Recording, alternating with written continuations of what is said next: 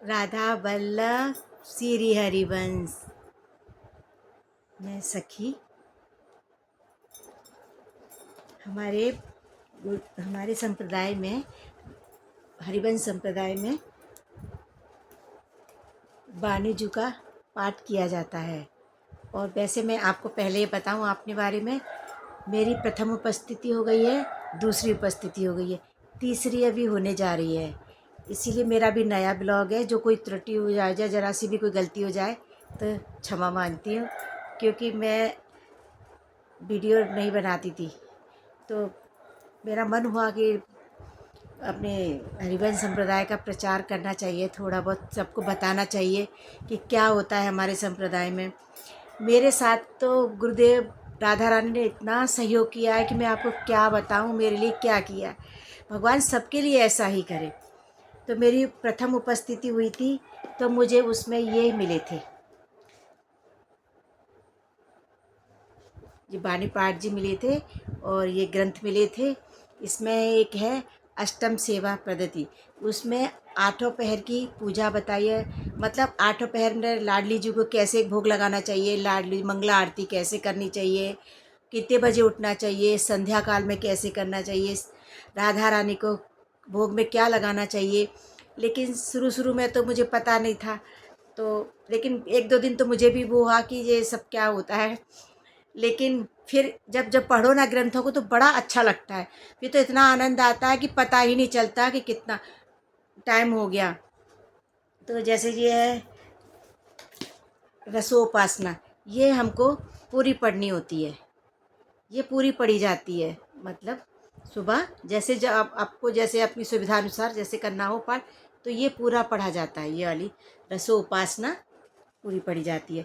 फिर है श्री हित 84 हित, ये बानी जो ये अब गुरुदेव भगवान तो कहते हैं 12, फिर अपने अनुसार जितना तुमको टाइम हो इतना हो उसके अनुसार पढ़ सकते हो।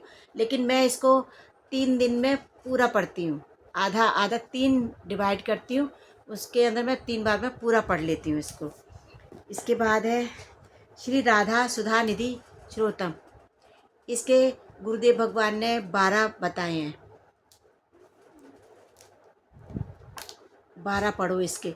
लेकिन मैं इसके पढ़ती हूँ 21, क्योंकि किसी में 12 किसी में 5, तो थोड़ी सी मुझको वो होती थी, तो मैं सबको एक सा पढ़ती हूँ। इसमें भी 12, ये तो मैं 3 बार में पूरी करती हूँ। फिर है सेवक बाणीजू, इसके भी बताए हैं कि 5 पढ़ो, 5 छंद पढ़ो, 5 इसके करो। लेकिन नहीं, मैं इसमें भी 21 करती हूँ। और इसके बारे में बताया फिर, ये तो मुझे पूरी, ये तो सबको ही पूरी करनी होती है। फिर जिसकी अपनी क्षमता हो उसके अनुसार कर सकता है, लेकिन ये पूरी पढ़ी जाती है। और ये है माला झोली गुरुदेव भगवान की, ये बहुत से लोग कम भी करते हैं। वैसे गुरुदेव भगवान ने 11-12 बताई हैं, लेकिन मैं इनको भी 21 करती हूँ और दोनों समय करती हूँ। बानीजू को भी ये सारा मैं दोनों टाइम करती हूँ। सुबह करती हूँ 3 बजे 4 बजे मंगला आरती करती हूँ, उसके बाद मैं नहा धो के पूरा करके तब इनका पाठ करती हूँ। फिर मैं रात को मतलब संध्या वक्त जब संध्या आरती होती है उसके बाद मैं पाठ करती हूँ। और ये जो माला भी मैं तभी करती हूँ। और जैसे ये है काउंटर,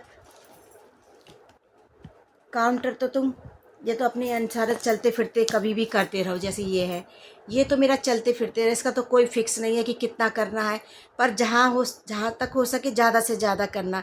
इसके बारे में मैं बता नहीं सकती हूँ कि मैं कितना करती हूँ, कि गुरुदेव भगवान ने इसके लिए मना किया हुआ है कि ये तो चलते फिरते करो और इसका किसी को नहीं बताओ।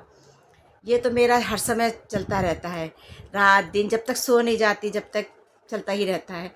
और भोग लगाना, राधा रानी प्यारी जी का भोग लगाना, मैं क्या बताऊँ, क्या राधा रानी कितना प्यार करती हैं, इतना प्यार करती है कि ज़िंदगी में जैसा कभी कुछ मिला ही ना हो और वो एकदम मिल गया हो, इतना स्नेह देती हैं राधा रानी। मैं क्या बताऊँ आपको, मुझे तो, मैं तो ना बताऊँ जितना ही कम है। राधा रानी ने मुझको बहुत कुछ दिया है।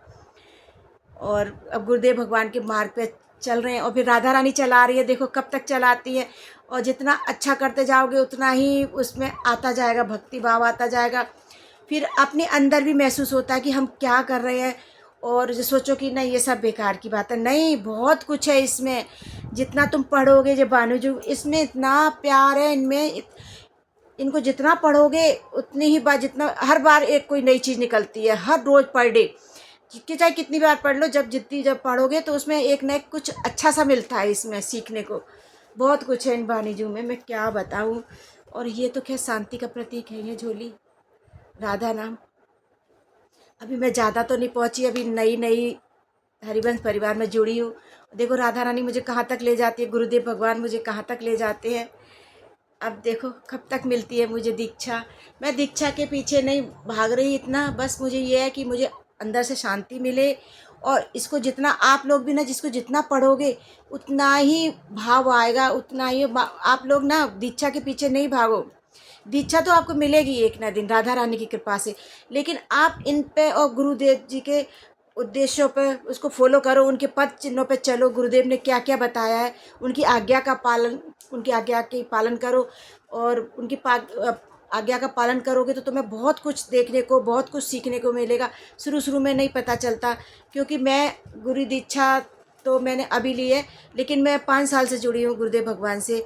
तो मैं ढूंढती थी कैसे लाइन लगती है, कहाँ कैसे लगती है, मुझे कुछ नहीं, मुझे हर बार मैं वापस आ जाती, क्योंकि सुबह जाते हम शाम को वापस आना होता था, तो नहीं हो पाता। एक दिन मैं अचानक ऐसे ही चली गई, मेरे को राधा रानी ने इतना सहयोग किया, मुझे दीक्षा की प्रथम उपस्थिति मिल गई।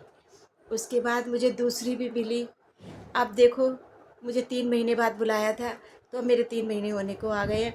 अब मैं कहाँ तक पहुँचती हूँ, जो वहाँ सखियाँ हैं, परिकर जी हैं, और भी जो वहाँ बैठते हैं इतना प्यार से बोलते हैं। अभी मैं गई थी दूसरी उपस्थिति में, तो सखी जो थी इतना प्यार से मीठा बोल रही थी, उन्होंने इतना प्यार से मुझे समझाया, आप ये करो मुझे। हाँ, मैं यमुना अष्टक 1 बार पढ़ती थी, मैं नहीं पढ़ती थी, तो उन्होंने मुझे बताया कि आप 3 बार पढ़ो। 3 बार मैं यमुना अष्टक पढ़ती हूँ, और वो और अपनी तरफ से मैं गोपी गीत सुनती हूँ, गोविंद गीत सुनती हूँ मैं अपनी तरफ से। मुझे किसी ने नहीं कहा, मुझे अच्छा लगता है वो मैं अपनी तरफ से करती हूँ, फिर वो वहाँ पे जो आज्ञा मिलती है मैं उसका पालन करती हूँ। बहुत अच्छा लगता है। क्या पता, गुरुदेव भगवान का जन्मदिन आ रहा है, देखो जा पाते हैं, लेकिन अभी हमारी दीक्षा पूरी नहीं हुई है, तो हम लोगों को नहीं है। वैसे जा भी सकते हैं, लेकिन जो उनकी दीक्षा हो गई है उनको बुलाया गया है, हो सकता है हम भी अगली बार हम भी जाएं गुरुदेव भगवान को। लेकिन मैं दर्शन के लिए हर महीने जाती हूँ, बरसाने जाती हूँ, कभी कभी गोवर्धन जाती हूँ, कभी गुरुदेव भगवान के दर्शन करने जाती हूँ, और मंदिरों के मैं सारे दर्शन करती हूँ। हर महीने राधा रानी मुझे बुला रही है, मैं काफ़ी सालों से जा रही हूँ, लेकिन गुरुदेव भगवान की अब महिमा ज़्यादा हो गई है। राधा रानी ने मुझे कोटि कोटि में से मुझे ढूंढ के निकाला है। मैं तो कुछ जानती भी नहीं थी, मैं इस लायक भी नहीं थी, राधा रानी ने मुझे चुना है इसके लिए। मैं बहुत दिल से आभारी हूँ। गुरुदेव भगवान ने मुझे अपना आशीर्वाद दिया है, मुझे अपना बनाया है, राधा रानी ने मुझे अपना बनाया है। ऐसे ही जिसकी इच्छा हो राधा रानी उसकी पूरी करे। गुरुदेव भगवान सबको मिला है। गुरुदेव भगवान साक्षात राधा रानी है, उनमें एक माँ की ममता दिखती है गुरुदेव भगवान में। मैं तो जब दर्शन करने जाती हूँ तो मुझे तो कुछ दिखता ही नहीं, उनका चेहरा देख के रोना ही आता है बस, और कुछ नहीं आता। उनमें जो माँ का प्यार है ना, वो बहुत झलकता है। जो जैसे माँ दुलार करती है, प्यार करती है, उनके अंदर वो माँ दिखाई देती है। और वैसे साक्षात राधा रानी है। राधा वल्लभ श्री हरिवंश।